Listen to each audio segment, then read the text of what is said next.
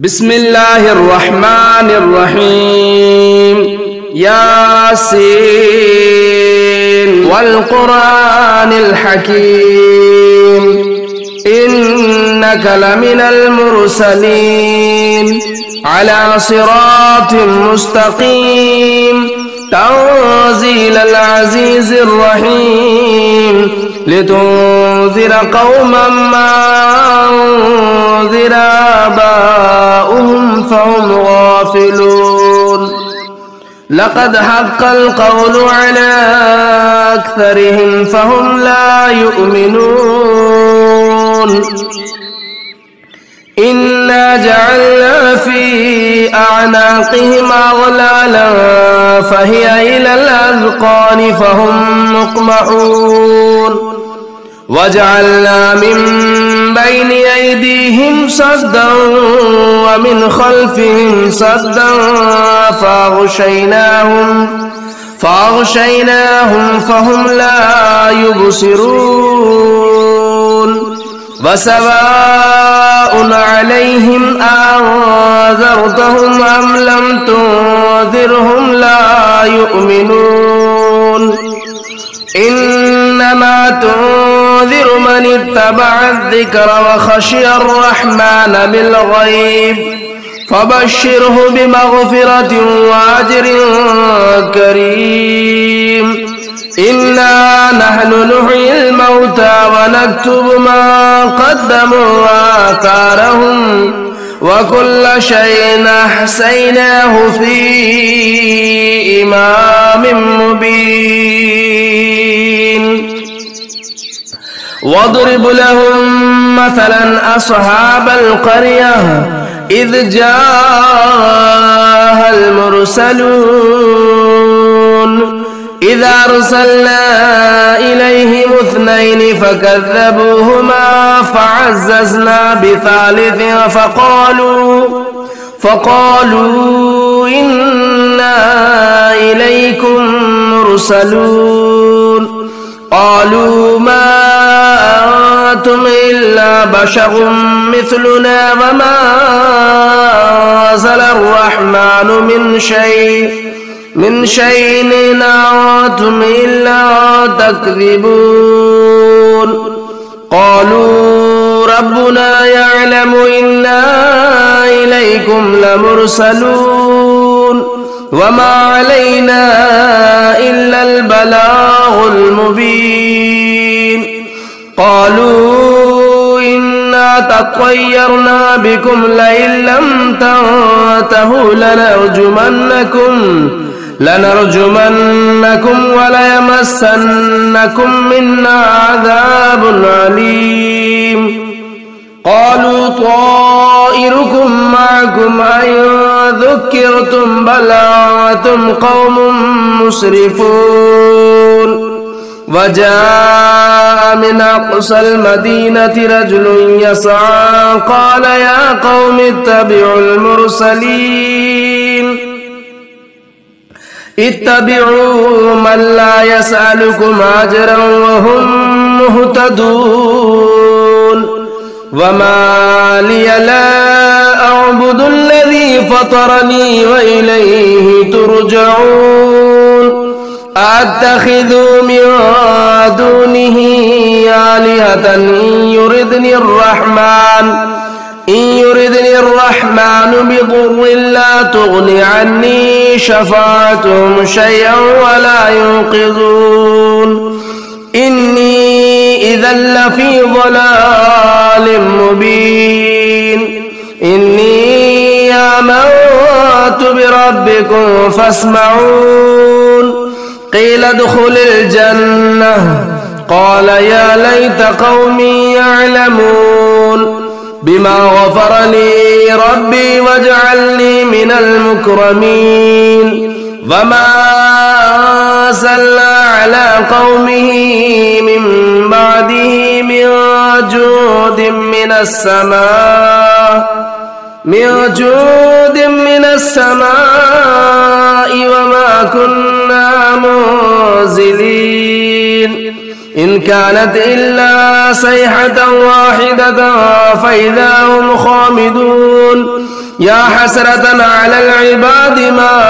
يأتيهم من رسول إلا كانوا به يستهزئون ألم يروا كم أهلكنا قبلهم من القرون أنهم إليهم لا يرجعون وإن كل لما جميع لدينا محضرون وآية لهم الأرض الميتة أحييناها وأخرجنا منها حبا فمنه يأكلون وجعلنا فيها جنات من نخيل وأعناب وفجرنا فيها من العيون ليأكلوا من ثمره وما عملته أيديهم أفلا يشكرون سبحان الذي خلق الأزواج كلها مما تنبت الأرض ومن أنفسهم ومما لا يعلمون وآية لهم الليل نسلخ منه النهار فإذا هم مظلمون والشمس تجري لمستقر لها ذلك تقدير العزيز العليم والقمر قدرناه منازل حتى عاد كالعرجون القديم لا الشمس ينبغي لها تدرك القمر ولا الليل سابق النهار وكل في فلك يسبحون وآية لهم أنا حملنا ذريتهم في الفلك المشحون وخلقنا لهم من مثله ما يركبون وإن نشأ نغرقهم فلا صريخ لهم ولا هم ينقذون إلا رحمة منا ومتاعا إلى حين وإذا قيل لهم اتقوا ما بين أيديكم وما خلفكم لعلكم ترحمون وما تأتيهم من آية من آيات ربهم إلا كانوا عنها معرضين وإذا قيل لهم أنفقوا مما رزقكم الله قال الذين كفروا للذين آمنوا ونطعم من لو يشاء الله أطعمه إن أنتم إلا في ضلال مبين ويقولون متى هذا الوعد إن كنتم صادقين ما ينظرون إلا صيحة واحدة تأخذهم وهم يخصمون فلا يستطيعون توصية ولا إلى أهلهم يرجعون ونفخ في الصور فإذا هم من الأجداث إلى ربهم يصلون قالوا يا ويلنا من بعثنا من مرقدنا هذا ما وعد الرحمن وصدق المرسلون إن كانت إلا صيحة واحدة فإذا هم جميع لدينا محضرون فاليوم لا تظلم نفس شيئا ولا تجزون إلا ما كنتم تعملون إن أصحاب الجنة اليوم في شغل فاكهون هم وأزواجهم في ظلال على الأرائك متكئون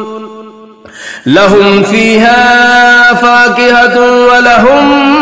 ما يدعون سلام قولا من رب رحيم وامتازوا اليوم أيها المجرمون ألم أعهد إليكم يا بني آدم ألا تعبدوا الشيطان إنه لكم عدو مبين وأن اعبدوني هذا صراط مستقيم ولقد أضل منكم جبلا كثيرا أفلم تكونوا تعقلون هذه جهنم التي كنتم توعدون اصلوها اليوم بما كنتم تكفرون اليوم نختم على أفواههم وتكلمنا أيديهم وتشهد أرجلهم بما كانوا يكسبون ولو نشاء لطمسنا على أعينهم فاستبقوا الصراط فأنى يبصرون ولو نشاء لمسخناهم على مكانتهم فما استطاعوا مضيا ولا يرجعون ومن نعمره ننقص في الخلق أفلا يعقلون وما علمناه الشعر وما ينبغي له إن هو إلا ذكر وقرآن مبين لينذر من كان حيا ويحق القول على الكافرين أولم يروا أنا خلقنا لهم مما عملت أيدينا أنعاما فهم لها مالكون وذللناها لهم فمنها ركوبهم ومنها يأكلون ولهم فيها منافع ومشارب أفلا يشكرون واتخذوا من دون الله آلهة لعلهم ينصرون لا يستطيعون نصرهم وهم لهم جند محضرون فلا يحزنك قولهم إنا نعلم ما يسرون وما يعلنون أولم ير الإنسان أنا خلقناه من نطفة فإذا هو خصيم مبين وضرب لنا مثلا ونسي خلقه قال من يحيي العظام وهي رميم قل يحييها الذي أنشأها أول مرة وهو بكل خلق عليم الذي جعل لكم من الشجر الأخضر نارا فإذا أنتم منه توقدون أوليس الذي خلق السماوات والأرض بقادر على أن يخلق مثلهم بلى وهو الخلاق العليم إنما أمره إذا أراد شيئا أن يقول له كن فيكون فسبحان الذي بيده ملكوت كل شيء وإليه ترجعون بسم الله الرحمن الرحيم الرحمن علم القرآن خلق الإنسان علمه البيان الشمس والقمر بحسبان والنجم والشجر يسجدان والسماء رفعها ووضع الميزان ألا تطغوا في الميزان وأقيموا الوزن بالقسط ولا تخسروا الميزان والأرض وضعها للأنام فيها فاكهة والنخل ذات الأكمام والحب ذو العصف والريحان فبأي آلاء ربكما تكذبان خلق الإنسان من صلصال كالفخار وخلق الجان من مارج من نار فبأي آلاء ربكما تكذبان رب المشرقين ورب المغربين فبأي آلاء ربكما تكذبان مرج البحرين يلتقيان بينهما برزخ لا يبغيان فبأي آلاء ربكما تكذبان يخرج منهما اللؤلؤ والمرجان فبأي آلاء ربكما تكذبان وله الجوار المنشآت في البحر كالأعلام فبأي آلاء ربكما تكذبان كل من عليها فان ويبقى وجه ربك ذو الجلال والإكرام فبأي آلاء ربكما تكذبان يسأله من في السماوات والأرض كل يوم هو في شأن فبأي آلاء ربكما تكذبان سنفرغ لكم أيها الثقلان فبأي آلاء ربكما تكذبان يا معشر الجن والإنس إن استطعتم أن تنفذوا من أقطار السماوات والأرض فانفذوا لا تنفذون إلا بسلطان فبأي آلاء ربكما تكذبان يرسل عليكما شعاظ من نار ونحاس فلا تنتصران فبأي آلاء ربكما تكذبان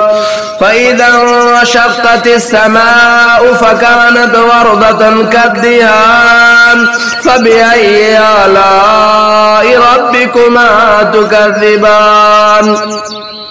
فيومئذ لا يسأل عن ذنبه إنس ولا جان فبأي آلاء ربكما تكذبان يعرف المجرمون بسيماهم فيؤخذوا بالنواصي والأقدام فبأي آلاء ربكما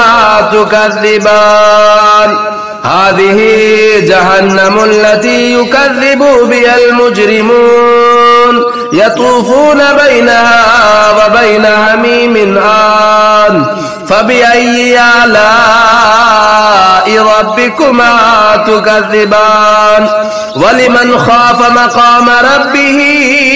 جنتان فبأي آلاء ربكما تكذبان ذواتا أفنان فبأي آلاء ربكما تكذبان فيهما عينان تجريان فبأي آلاء ربكما تكذبان فيهما من كل فاكهة زوجان فبأي آلاء ربكما تكذبان متكئين على فرش بطائنها من استبرق وجنى الجنتين دان فبأي آلاء ربكما تكذبان فيهن قاصرات الطرف لم يطمثهن إنس قبلهم ولا جان فبأي آلاء ربكما تكذبان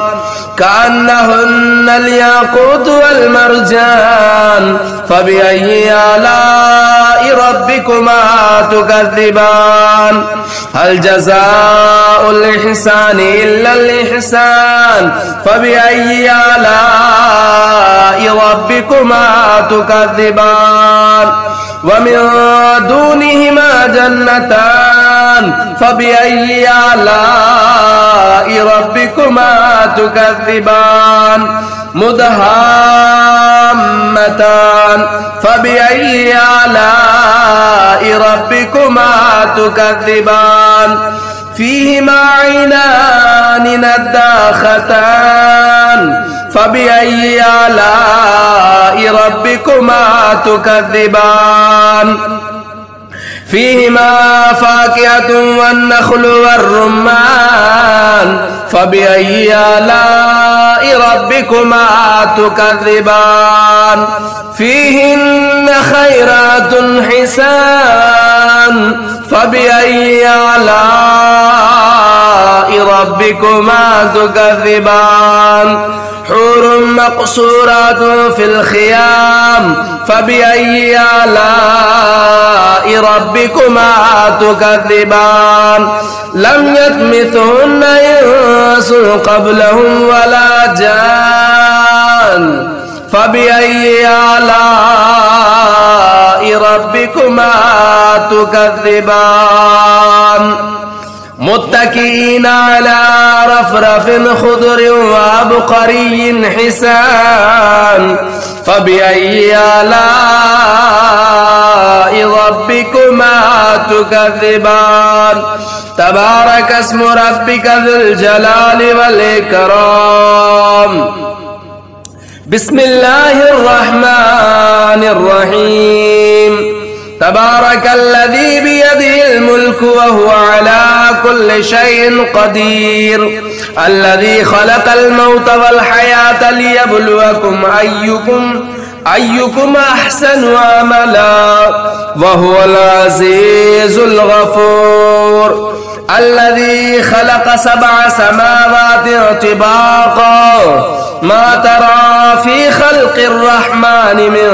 تفاؤت فارجع البصر هل ترى من فطور ثم ارجع البصر كرتين ينقلب إليك البصر خاسئا وهو حسير ولقد زينا السماء الدنيا بمصابيح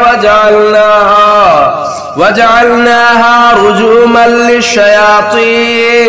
للشياطين وأعتدنا لهم عذاب السعير وللذين كفروا بربهم عذاب جهنم وبئس المصير إذا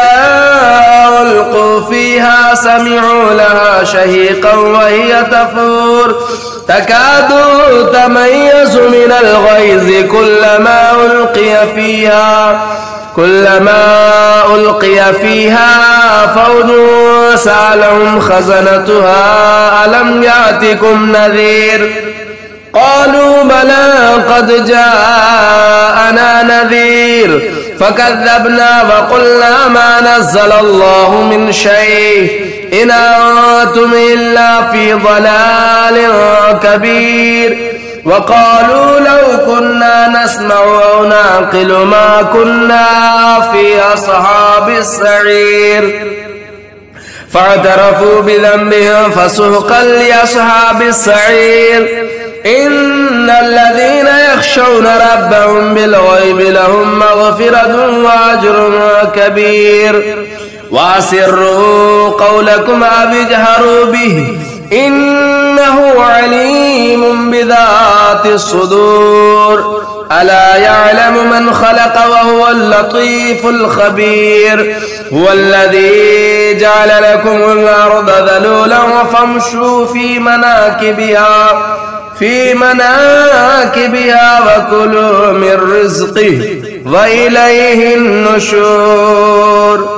أأمنتم من في السماء أن يخسف بكم الأرض فإذا هي تمور أم أمنتم من في السماء أن يرسل عليكم حاسبا فستعلمون كيف نذير ولقد كذب الذين من قبلهم فكيف كان نكير أولم يروا إلى الطير فوقهم صافات ويقبضن ما يمسكهن إلا الرحمن إنه بكل شيء بصير أمن هذا الذي هو جند لكم ينصركم من دون الرحمن إن الكافرون إلا في غرور أمن هذا الذي يرزقكم إن أمسك رزقه بل لجوا في عتو ونفور أفمن يمشي مكبا على وجهه أهدى من يمشي سويا على صراط مستقيم قل هو الذي أنشأكم وجعل لكم السمع والأبصار والأفئدة قليلا ما تشكرون قل هو الذي ذراكم في الأرض وإليه تحشرون ويقولون متى هذا الوعد إن كنتم صادقين قل إنما العلم عند الله وإنما أنا نذير مبين فلما رأوه زلفة سيئت وجوه الذين كفروا وقيل هذا الذي كنتم به تدعون قل أرأيتم إن أهلكني الله ومن معي أو رحمنا فمن يجير الكافرين من عذاب أليم قل هو الرحمن آمنا به